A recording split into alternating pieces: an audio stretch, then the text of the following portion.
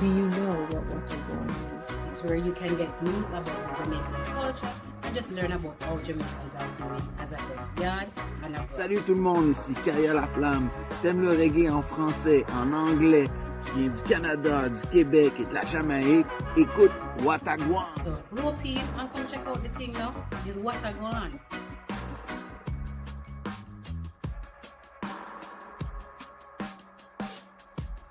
I live in the UK and I enjoy tuning in to Gwaan. I am a big fan of Gwaan. I'm always looking forward for the great vibes, the great things. They discuss a lot of things that are going on in Calgary, across Canada, and of course Jamaica. So I encourage. This is what is going on in Jamaica.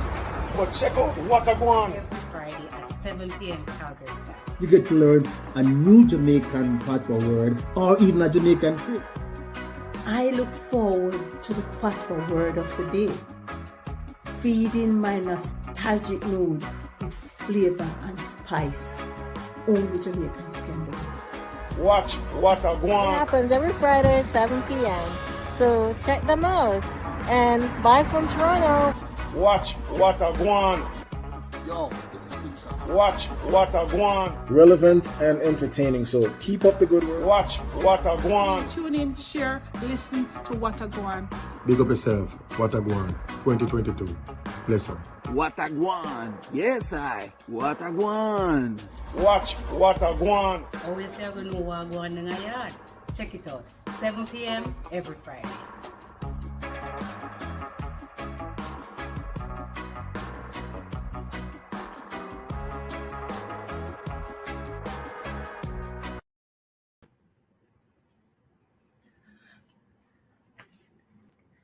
Good evening, everyone. It is June 10th, 2022, and welcome to today's live stream of Gwaan National. My name is Nadia Thompson. I am coming at you live and direct from Winnipeg, Manitoba.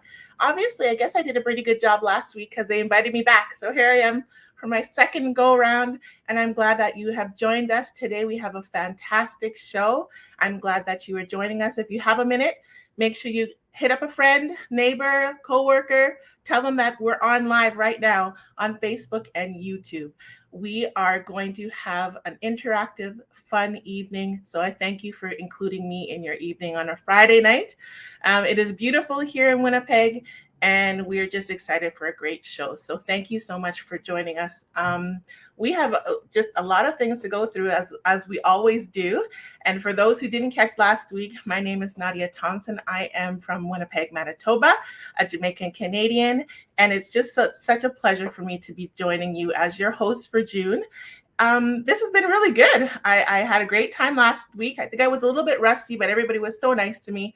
Thank you so much for joining in. So we want to make sure that you are interacting with us. So use the comments, and you can catch us on YouTube and on our Facebook page. So you can join in the conversation all through this next hour that we are with you.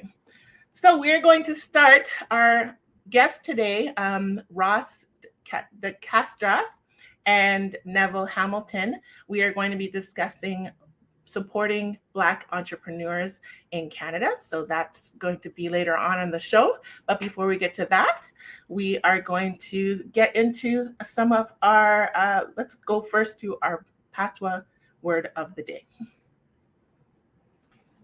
Okay, so this is the word that we have today. And again, obviously you can tell that I am not Jamaican born. And I attempted to say this word earlier, and somebody, I'm not going to name any names, had a nice laugh at it. So I'm going to get you to help me, and I want you to put the definition of this word in the comment section, and we will use it in a sentence so that we all know what exactly it means. And I'm going to say it, and you're going to make fun of me because I don't have the right accent to go with it, but please bear with me. I call it rank, and I don't know if I'm saying it properly. Some of you will say, nope, that's not how to say it properly. So you're going to have to define it in the chat and let me know. And if you want to, you can even take a video and post it on our social media. after the show, we'll go back and look, and then you guys can school me on what the correct pronunciation of our patois word of the day. So, moving along, we are going to go back and look back. If you missed last week's show, we had a really great conversation with one of the members of the Jamaican Global Diaspora Youth Council, Keshawn Gordon. She was excellent, and we thank her for joining us. We discussed the Global Jamaican Diaspora Council, and she was one of the representatives. We thank her for her honest perspective. She had a lot to say about the diaspora itself and how the council itself contributes to the global diaspora on a whole. We also took away from the discussion with Kashana was that we have an avenue through the council to get our voices and conversations and have conversations with the government of Jamaica, and we should be using that. So we need more young people like her involved, and it's really important. So if you are interested in getting involved in that, please reach out. We'll have more information about the Diaspora Council itself and the conference coming up. But if you did miss the show, you can go back and get a replay on one of our social medias. If you go back to Facebook or the website, it's right there on your screen. You'll get all that information of all our previous shows will be broadcast on there, so you can catch up really quickly at watagwaan.ca. We will go and talk about some of the news that is happening around Canada. The Jamaican Diaspora Conference is on the 14th through the 16th. You can go to www.mfaft.gov.jm to get more information on that. The Jamaica Diaspora Conference pre-conference church service happens tomorrow, June 11th at 11 a.m. at the Apple Creek Seventh-day Adventist Church, which I believe is in Markham. Many church and community leaders will be there. Remember to register to attend the conference at that address I said earlier, www.mfaft.gov.jm. The conference is trying to get 5,000 diaspora members in that conference. So this is a pre-conference church service, so join them. The JCAA is having a Father's Day celebration, and that's on June 18th. Starts at 7 p.m. They have soup and festival. The first drink is on the house at the JCAA location. In Calgary, the JCAA is having Grab and Galang on July 9th. The menu includes fish, jerk chicken, ackee and saltfish, and more.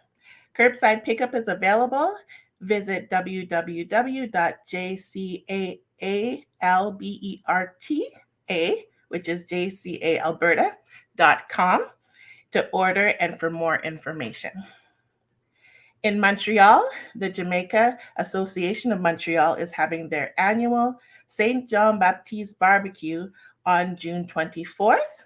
When the barbecue is done, they have an overproof party that goes until 3 a.m. So I'm sure you can check out their website as well for more information on that party. And in Toronto, the JCA Recovery Summer Picnic is on July 10th. You must book a bus seat by June 24th. So remember, you have to pre-register by June 24th to get on that bus. Early bird tickets for that event is $35. And after the early bird date, it's $40 at $25 for all children. Again, you can probably check out their website to get more information on how to register for that. So we have this fantastic segment. We had such a good time with it last week. We're going back and doing it again this week. We are going to spot the place.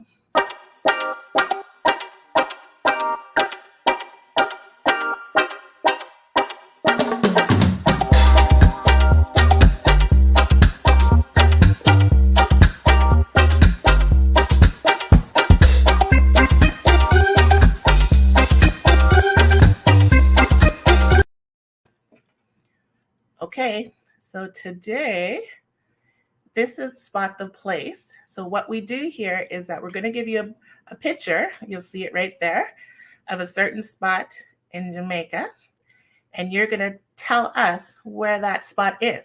We need you to be very specific about it, though, so you can comment and share and let us know. If you need a couple clues, first clue, it's a historical part of Jamaica, and it's famous for its pantomime. I don't want to give too much away. It is in the north, if that helps any. So I'm going to leave it at that, but look closely and see if you recognize that beautiful building. It's lovely. So again, that's Spot the Place. Add your comments. If you can guess where that is, we'll come back to it a little bit later. But I think it's pretty historic. So you're probably going to know exactly where that is. So share with us, interact, grab your phone and get Googling if you need to, and see if you can locate where Spot the Place is. So I'm going to bring on my friend, Donovan. He is like the founder, the creator of this wonderful concept. And he has a great show for us today. So we're going to talk with him and his guests. And I'm going to bring him on and to join me. Are you there, Donovan?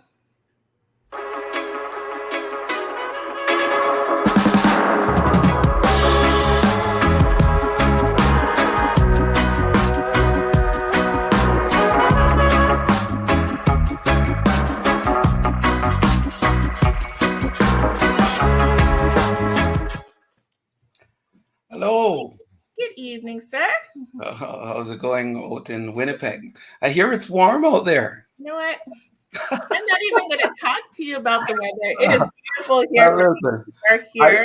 I think everywhere in Canada deserves at least one day of summer. So you know what, Winnipeg, roll on. Hey.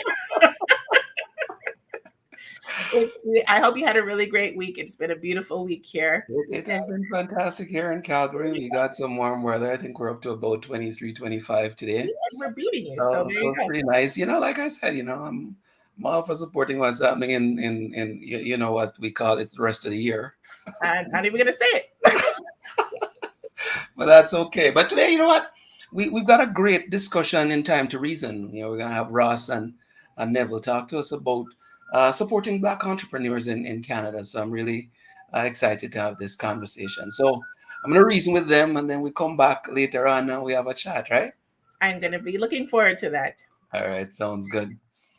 So thanks for joining us again as we reason on Gwaan National. Today we've got two awesome guests with us. I've got Ross Cadastre, who is the president of the Black Business and Professional Association.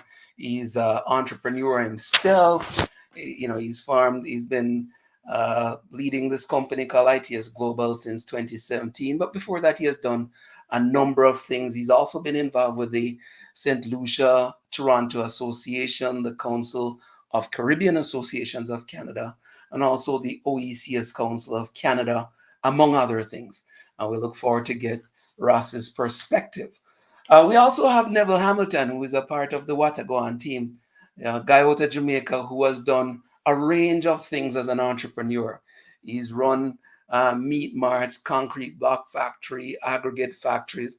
And today he's the CEO of Yard Vibes Promotions out of Manitoba, in addition to being one of the founders and operators of the Reggae Grill, which is the first Jamaican-owned restaurant in Steinbach, Manitoba. So I'm happy to bring these great guests into Time to Reason here on What a Gwaan. Neville, Ross, greetings. Welcome to What a Gwaan. Bless up. Nice to be here. Really nice to be here. Ross, I know you're possibly out of Toronto. Neville is in hot Manitoba. Yeah. The weather is great here, man. Well, listen, like I said to Nadia, it's good at least one day for the year it doesn't snow. Right? Come on now. right? Yeah. Well, thank God for that day. All right, listen. For the last couple of years, there's been a lot of talk and investment in entrepreneurs, especially Black entrepreneurs here in Canada. And today we want to get into that discussion as to, what's happening in the landscape. How are things working out? Are the Black entrepreneurs feeling any better based on what has been said from the federal government and the different levels of government and different organizations? So, let's dive right in. And Ross, maybe I'll start with you as president of the BBPA. How would you describe the current environment for entrepreneurs generally in Canada? Thank you, first of all, Donovan, for inviting me. I'm not from Yard. I'm from the beautiful island of St. Lucia, so I don't know how I got this invite, but I'm happy to be here nonetheless. When we listen, 3 years ago, we all know May 25th what happened with George Floyd, and it changed. It really changed North America and the world for a long time. And corporate Canada, the governments, everybody woke up to the challenges that Black people face around the world. And I think, that created some opportunity for Black businesses and people of color, Black people across the world. The current state today, as I see it, is there's a lot of opportunity for Black businesses. The challenge that we face as a community, as Black businesses, is how do we take advantage of some of the things that are available? As you know, that the government, federal government, put together $290 million fund available that has a number of parts. The first part is in some sort of loan function, and that's managed by people who look like you and me. An organization called FACE that was set up to adjudicate that. And the reason for that was to ensure that the people actually making the decisions on those loans look like you and I. But the second, and what I think is the most important part of that loan fund, is to provide programs and supports for Black businesses. So when we kind of look at that from a government standpoint, it's a great opportunity. We saw, and I think it's nationally, we saw some of the big banks stepping in and making funding available for Black businesses as well. So there is opportunity. We're not there yet. This is a drop in the bucket, but there is opportunity for Black businesses. Okay, that's a good way to start, Ross. And let me bring Neville in. Neville is an entrepreneur himself. He's doing a lot of things. Neville, what are you seeing, and what are some of the challenges that you as a Black entrepreneur face every day, and how are you dealing with it? Yeah, first, respect to you, Ross, and all the team that is actually putting stuff together. Yes, seems to be lots of opportunity in words there. I'm not sure if it's getting where it should get yet, because I have experience where the problem is, so you call in and you get your information and you try to get somebody, and it's hard to get somebody at times to speak to, or that's probably not existing. You may do an application, and then let's say, for instance, if there's some sort of help that you should get, because there's nobody on the other side, it's like they just come back to you and tell you, say, okay, you didn't approve or something like that. Because that was the first thing that happened with me personally. So I can talk off this, right? I sent in my application. There was no real communication. I tried to get somebody to talk to, but there was like nobody to talk to, right? And the person who get the calls, or the secretary or whatever is, whoever is there, they generally don't have no information whatsoever to give you. So especially for FACE, that was my first experience. I'll tell you a little bit more as I go on, but I'm interested in hearing some of these other opportunities that is there from Ross, so we can even talk about it as we go along, right? Yeah, maybe we can bring Russ in because I mean, Russ, the BBPA has a number of different programs, and maybe you can share some of those programs with our audience and with Neville, so we can understand what these are and how to access them. Yeah, sure. So yes, and before I get to that, I wanna say that I am not I am not and the BBPA doesn't manage the FACE program, but I just want to share here a little bit before I kind of talk about the BBPA. I, One of the things that we saw, what we saw is that when we looked at the funding that's available, and I listened to Neville, and Neville, your story is not different to a lot of people. Many people have the same challenge.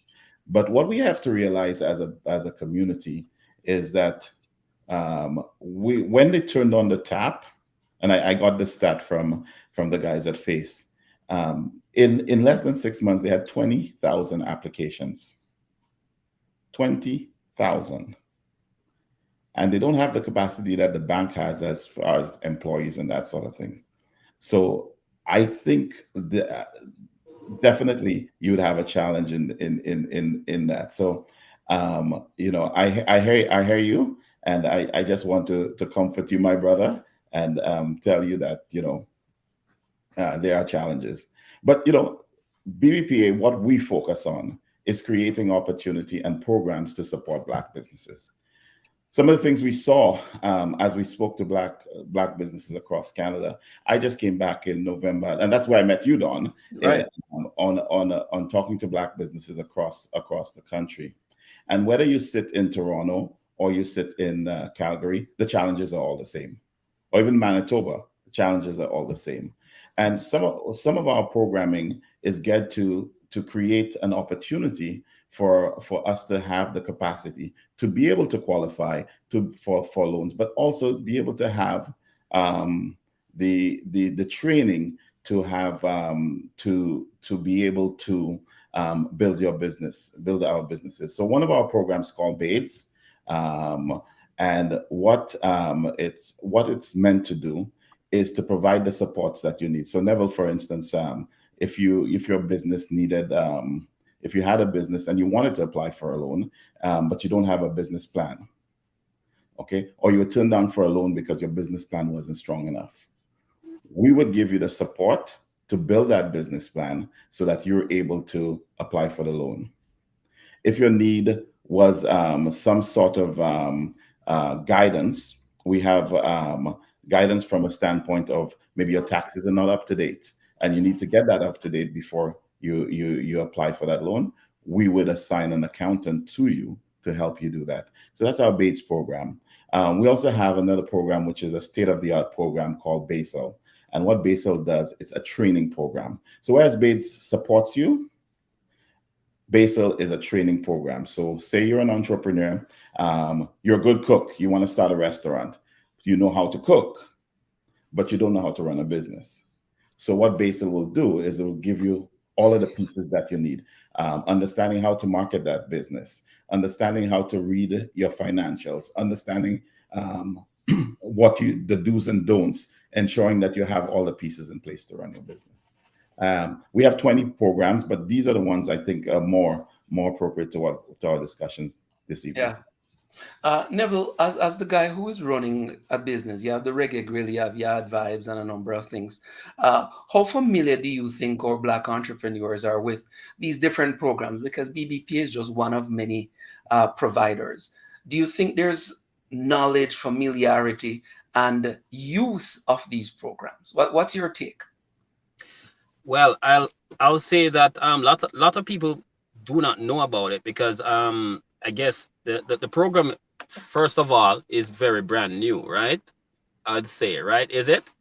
Yeah, Ross? fairly. Fairly. Yeah, and that's new. So the thing about it is, if when you call in or you write that first email to them, then you get that direction. It would be great because then you know what to do, right? But that's what I'm saying. There's none of that happening from Face side. Or I don't know if it changes recently, right? But That's the issue. That's not happening, because if you say, okay, contact that person for help, they're gonna actually see what they can do with a business you know, plan or something. But for me, there was none of that, and I didn't even know why I was denied. You know what I mean? So that's what that's not our problem. I think that's a problem for them to address if they really want to help us. You know what I mean? Because I mean, if you go to school and you're doing a math problem and you can't figure out where you went wrong, you won't know to solve the problem. Mm-hmm. Right? So that's the first thing they need to address. Right? So by making that available, people that we can talk to and tell us, okay, that's your loans officer, or that person is gonna be talking to you personally for a while, right? To pull you along. But remember, you know, us black people, generally we don't know how to angle money. Most of us, right? We don't grow in a culture that actually understand business, for one thing. That's why we are not successful as a general whole, right? Because for the other Caucasian or the white culture, they learn these things from their, you know, small. They learn about money from their small, right? And how to operate, right? So that's the first thing that needs to address. I'll leave you to say something now. No, that's an interesting one. Now I'm going to add something to that, because there's the tendency to apply color to some of these things, but failure happens across the board. You know, when I look at the numbers, 50% of small businesses fail within 5 years. You know, and I don't think color necessarily apply. I don't know if there's a greater percentage in the Black community. And Ross, maybe you can jump in on that. How do the stats play themselves out? Black versus non-Black, and is sometimes color too much of an issue in our minds? Can I say something before Ross? You don't mind? No, you can't. Sorry. Yeah, but that percentage, now you have to kind of think in yourself, you know, that general percentage you give. How much people in that percentage is Black? Right? Because a lot of Black people don't do business. And right? I don't know. That's why I'm asking. You know, Yeah. I'm open to a perspective. Yeah, so more of the Caucasian white people, they actually go out and do, because they know the importance of owning their stuff and doing business. But it depends on where we're at doing a Neville, because if we had the same conversation in St. Lucia or in Jamaica or in Nigeria, right? Well, yeah. That's different. No, that's different. Canada. But it isn't. The principles become the same, right, Ross? So let's talk about it a little bit. You know, listen, at the end of the day, most people who look like us opt out of corporate Canada because of anti-Black systemic racism. That we know is a fact. Okay? And they choose to go on their own, to start their own business. The other thing that we know is a fact that black entrepreneurs, the biggest challenge is access to networks. We don't have the networks that other communities have. Access to capital, which we're talking about, and we tend to talk about capital, access to capital, as the main important thing. But it's access to training as well. And like Neville said, financial literacy is a big thing that we have to develop in our community. So when we talk about the failure of Black businesses, I can tell you there's a little spot in Toronto, a street that has one of the most populated areas for Black businesses, used to be. It's called Little Jamaica, right? On Eglinton West. And there were over, I would say at one point, over 100 Black-owned businesses there. It went through a challenge over the last 10 years because of some construction in that area. Okay, and a lot of those businesses went out, and the BBPA is doing a lot of work in that area now to provide. And it's not to put dollars and monies in people's hands, particularly, although we've done some of that, but it is to equip them so that if another construction happens, if COVID comes back again, that they may be able to be more resilient as an organization, as a company, that they wouldn't shut down. So. Yes. But the point is, and going back to your point about failure of the businesses, there are businesses there that have survived for over 20, 30, 40 years. In Little Jamaica, Bob Marley used to come there, right? All right. There was a restaurant, Who's Who in reggae. Once they came to Toronto, they had to eat there. Right. They've survived. But surviving in a business doesn't mean you're thriving. Right. You know? So as a Black community, you can have a business, right? And you can be paying your rent every month. But it doesn't mean that you're building generational wealth.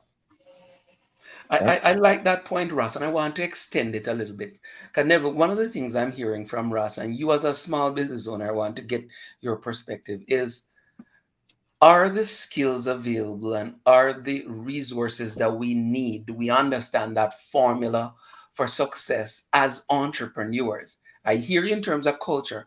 How does that affect you as a small business owner? And how do you bridge that gap? Well, information, first of all, is important. And I think a lot of our people, especially the business that I'm in, our Jamaican people are very skilled, right? And they know how to do their stuff, right? And apart from that, they're hustlers. So they will definitely go in and get the work done, right? And it's one of those things where I personally see a problem with our in Canada or wherever we are right now. It's always the funds, right? Because no matter how good you are at something, if that money flow is not happening, then it doesn't quite add up at the end, right? Like what you're saying, it can't work. So sometimes it's not even the education or formula. You could have the formula right, but you still don't have that money. Never. Let me challenge your thinking, and I hate to cut you off there, but I can give you $100,000 today, and you look at that money, okay, and we've seen it, right? And it's not just in the Black community.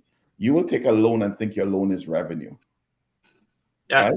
And not think that you have to pay it back, right? So it's not always about the money, but if you have the understanding of what a loan means, you have an understanding of what top line revenue, that you say, I have $1 million business, but really your profit is $10 at the end of the year. You don't have Now, you know this, Neville, but I'm telling you, that's a challenge. And that's what we talk about when we talk about that. Education is more powerful, because you give me that, you keep the $1 million, you give me the education, and give me $50,000, I'll probably build a better business than the guy who has $1 million without the education.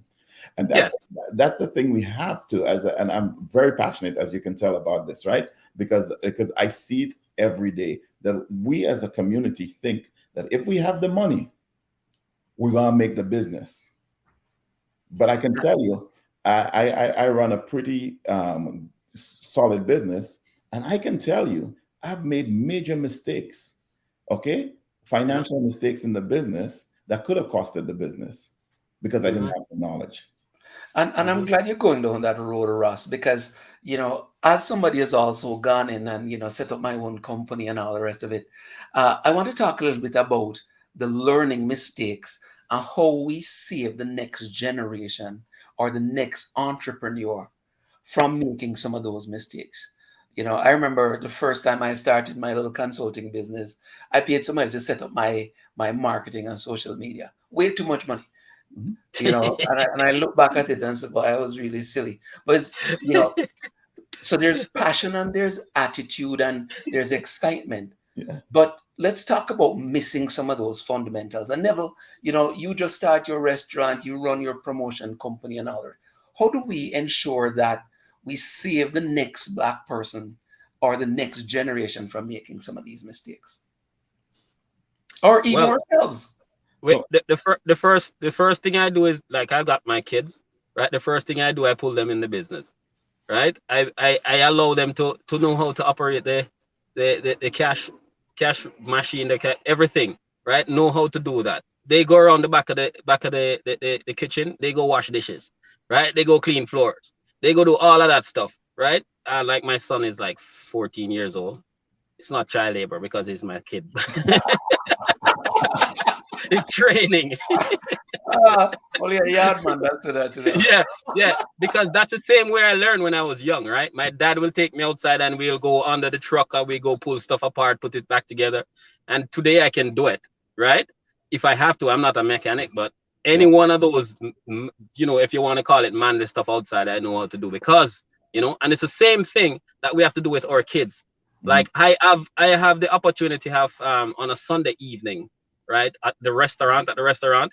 We're closed at 6 on a Sunday, and then I have it open for like 15 youths that comes to my place, right? And they stay there and they play games, they chat to each other. We get them to do artwork, we get them to learn how to bake, we get them to learn all of that kind of stuff, right?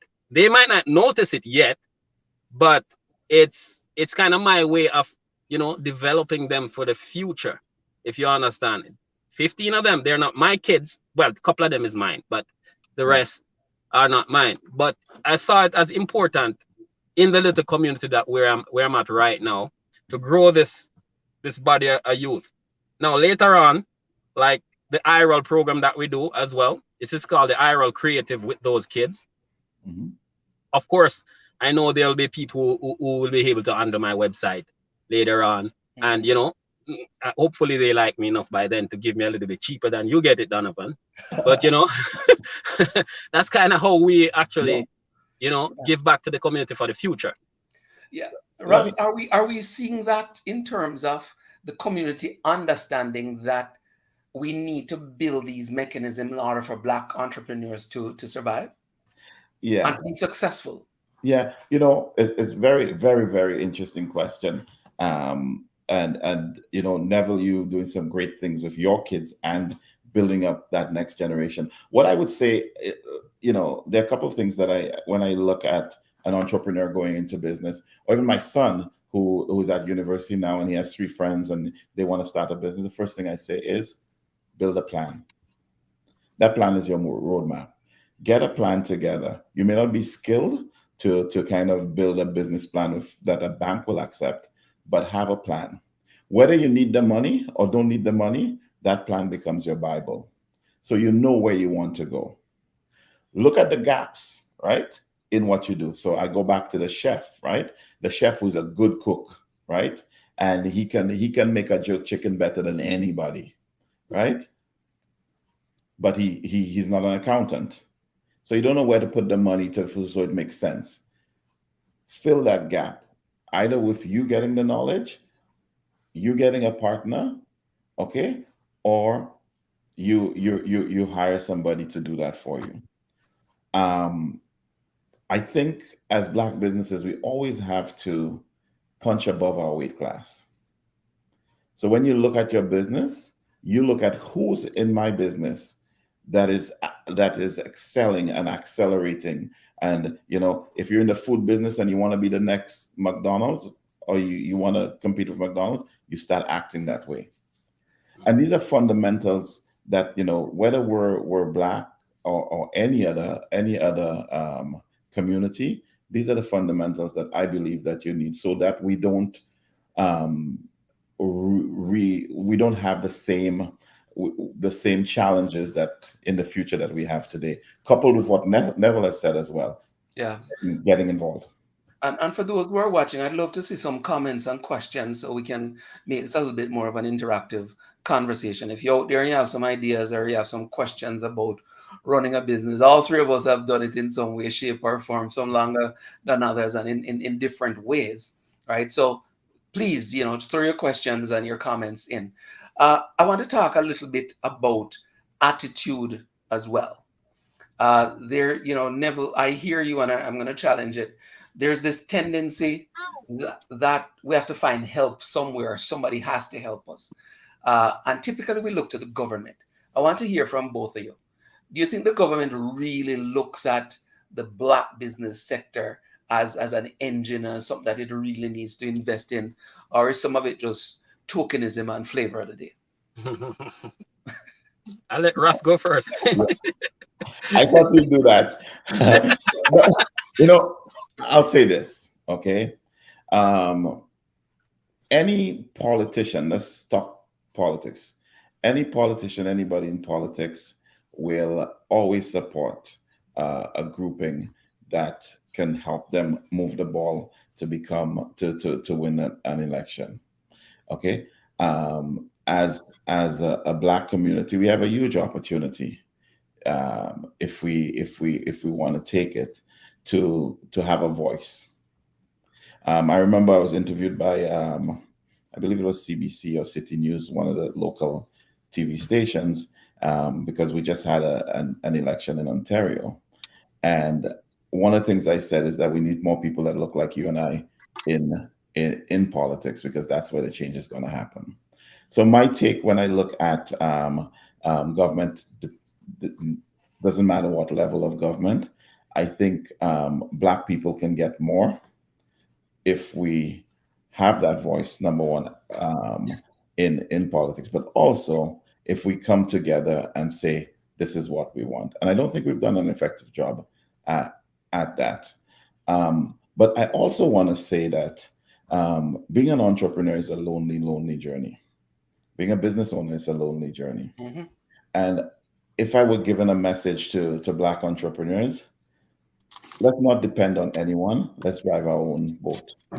Okay. Right. You mentioned attitude. I always say, if you put in the right attitude, you have the right effort, you become unstoppable. And it doesn't matter what other people think, as long as you push yourself forward. And, Right. and I don't know if that answers your question, but No, it does. now, now, Neville, it's your turn. Neville, what's your take? Yes, I 100% agree with you there, because like it's a lonely road, as you said, and like I've been on this journey for a while too, and I'm one of them that don't quit, right? I'm like a Rottweiler. When I grab it, I'm just going, right, and I'm not breaking. And that's good, because it helped me to be where I am so far, and looking forward to go further yet and stuff. So it creates a lot of opportunity when people see you're dedicated to what you do and you have the passion and the drive, right? Because you have to operate as a business owner when things are not going your way, right? When things are against you, you have to actually pull that strength from inside and just continue going and hammering at it, right? As far as the government right now, as I'm experienced in Canada here, I think they only came to realization when after the incident, like you mentioned, George Floyd, right? And that's kind of why everything is the way it is right now, because they realize, oh, there's millions of Black people in Canada, right? Maybe we should actually start doing something for those people, because we don't, even in Winnipeg, they're saying in the next 10 years that 40% increase, I think, of minority culture in there, that's going to overtake their culture, right? Added to in another 10 years, right? So we'll be more than the other dominant races here, right? So that's something they actually are getting. And So because of that, isn't that still opportunity, don't Neville? Yes, it does, because now they have to create where they don't create opportunities, so that they don't have situations like George Floyd, right? And what happened now, where the problem is, because we're not making the advance that we should now, then if we don't grab it, like we're all good at social justice, right? We're all good at going out there and marching and saying, okay, equal rights and justice and all of that stuff.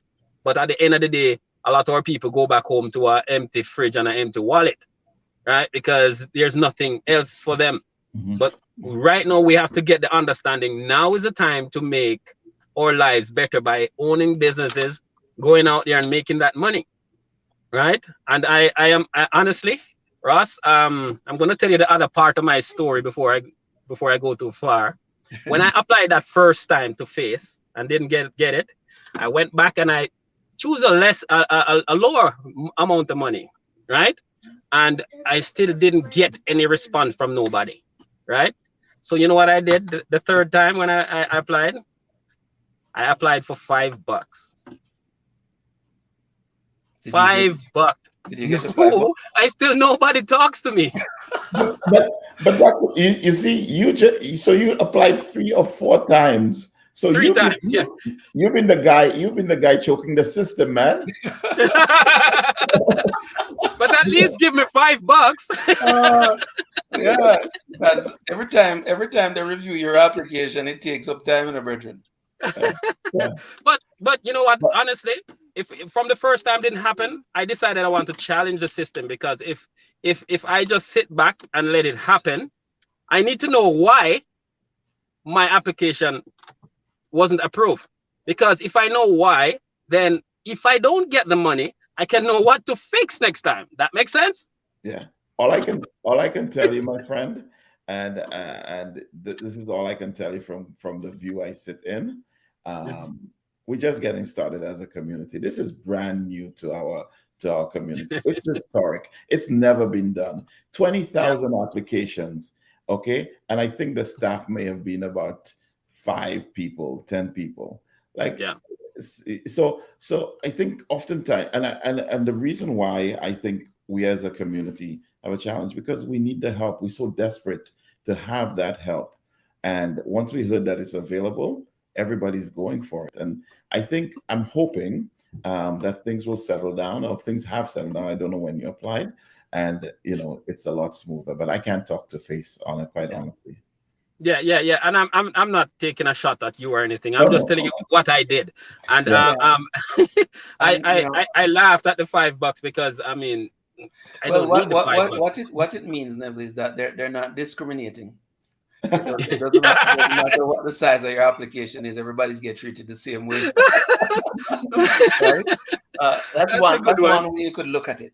I'm looking at the clock, and we're close to wrap up. I want to get to the last question or two. Is there hope for Black entrepreneurs in Canada? Neville? Yes, there is. Because, I mean, let's say, for instance, the town that I'm from is as white as you can get, honestly. Right? But when I started doing my business there was lots of people that were rallying around us, and they were all, from other races.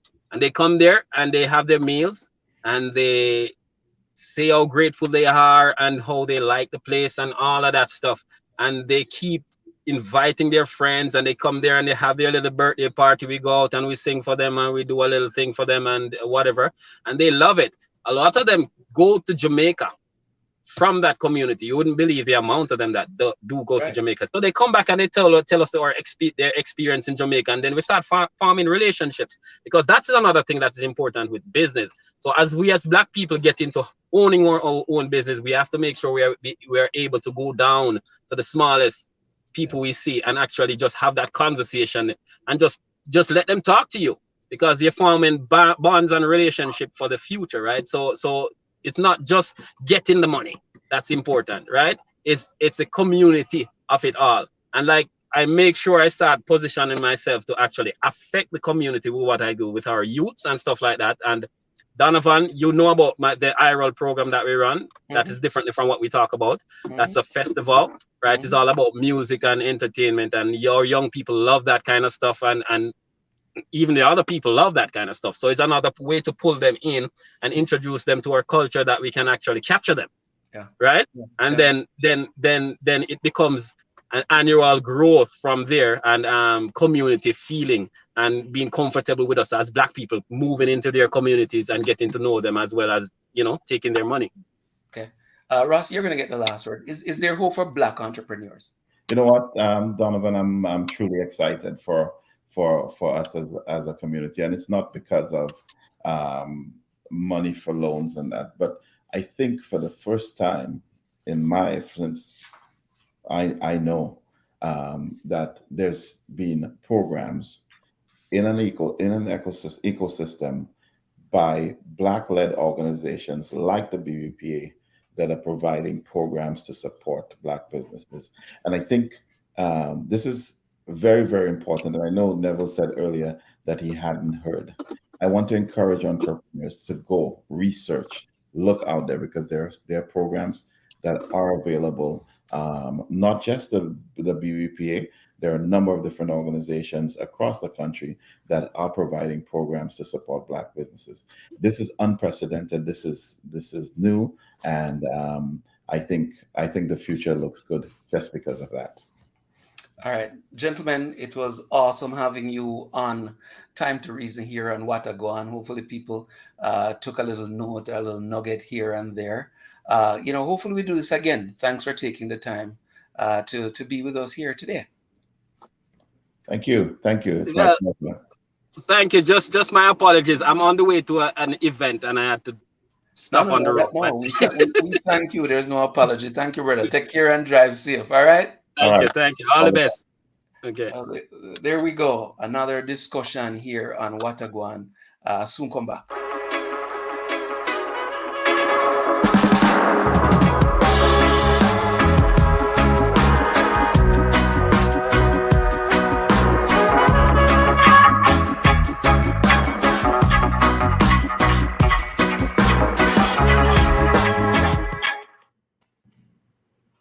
All right. Conversation. So there we go. Black businesses in Canada. Neville sharing his perspective. Ross sharing his perspective. It's interesting. What's your thought? That's a conversation that probably could last for the next 3 or 4 hours. Everybody has their own perspective and everybody has their own experience. And I think Ross hit a lot of great points regarding education, planning ahead, building relationships, and getting all that information that's out there for you, for us as a community. So it's great. And to have that perspective from Neville is a great learning, because I'm sure there's a lot of other people who have gone through the same thing and need to take that education and use it going forward. Yeah, I mean, at the end of the day, if you don't know what you're doing, it's going to make it harder. It is. And it's one of the things that I have learned as I've gone through as well, is it's easier if there's a way to know. Knowledge makes it easier. And I think for everybody who is looking at and they've got great ideas and all the rest of it, one of the things I've said many times is that there are many great ideas that never became a great business. And there's a reason for that, because it requires a little bit more than just an idea.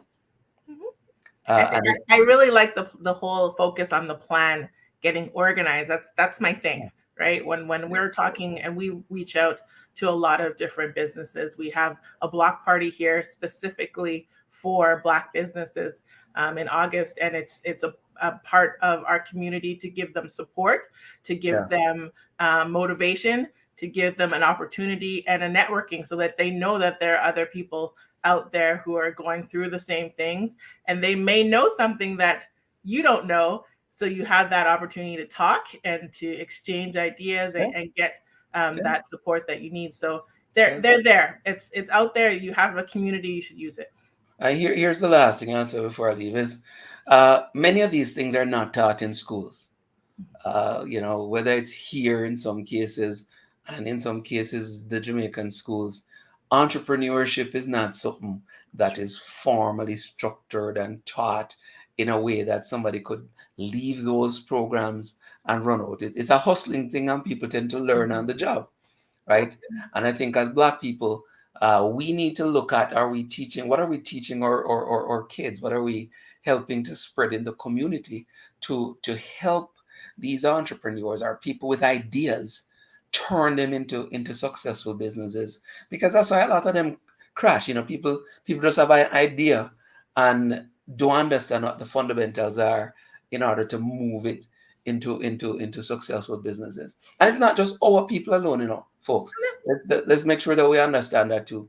Right? Sure. Many of the non-white businesses have the same problem, right? They make the same business mistakes. It's a human problem. It's not a color problem. Yeah, man, it's not a color thing. But even though we have a little disadvantage in some cases, right, we still have the same thing. I always make a joke, and maybe it's not funny, but I always make a joke when I go to Jamaica, and I said, if a guy go out on the road and him start sell bag juice, 10 people come and sell the same bag juice. And you said to yourself, so why someone not think of selling an apple or selling a different product, right? So them create a whole pile of competition in the same marketplace. And you said to yourself, okay, what am I missing? Because I don't get it. But them come back every day and them come back every day and them do it, right? And like them, so them go home and them fridge empty. So who knows? I agree 100%. It is Who very, knows? very true. But Anyway, and also our associations, that's what they can be doing. We have Jamaican associations all across Canada. Those are the things that they can do. there you go. to That's support an our idea to community. throw to the association Yep. for sure. Mhm. All right, listen, I'm going to back out because time is going. Great to reason with you, and see you next week. Thank you so much. All right, cool. All right. So that again, thank you to Neville and Ross for your great perspectives and your wonderful conversation. If you want to return back to go back and look at that and talk more with them, you can connect with them. Just Google both of those organizations, IRL, Yard Promotions, and the BBP. So thank you again. We're going to go back a little bit now. We talked about our, sorry, I want to get off here. We are going back to our patois word of the day. So we said it was rank. We have a very quiet room today, which is, I know it's beautiful outside and everybody's outside. So hopefully you'll go back and go back to our YouTube channel to review this after the taping. But we had a few comments, and I think Nat, yep, you got it perfectly right. Stuck up, rude, and or smelly, she says, which is right. Depending on how you look at it, that's exactly what the definition of our patois word of today would be. So thank you all for those who participated and interacting with us. That's fantastic. We also want to go back to our spot the place in this beautiful building. I think we had one comment a little bit. They were asking for a hint. So in the interest of time, I'm going to let you know what this beautiful building is. It's the Ward Theater. It was presented as a gift to the city of Kingston in 1912 by the Colonel Charles Ward, then Caucus of Kingston. It occupies a site in downtown Kingston, which has been a continuous use as a theater since the 1770s. So this beautiful building, and when I mentioned about the pantomime, that's where they would have those showcases there. So it's a beautiful place. If you're able to go visit it in Kingston, that's the Ward Theater. So thank you everybody for giving your thoughts and your comments about that. I hope you get a chance to go and see it. For those who do get to travel to Jamaica soon, you can't miss it. It's a beautiful building. So thank you. So for next week, we are going to have a great show. Next weekend, Father's Day on Sunday. So our topic is fatherhood, the good, the bad, and the ugly. This will be a great conversation with two great gentlemen, Greg Smith and Michael Farquharson. So we are looking forward to that. That is 7 p.m. Mountain Standard Time. We'll be live on Facebook and YouTube again then. So we hope that you'll join us. And again, spread the word. Follow us on all of our social media platforms on Facebook and Instagram, YouTube, LinkedIn, and on our website, whatagwaan.ca. Thank you so much for joining us today. I hope you have a beautiful weekend. From the heart of Canada, coming at you from Winnipeg, Manitoba. My name is Nadia Thompson, and I've had a pleasure joining you this evening. Have a fantastic weekend. Be kind to each other and stay safe.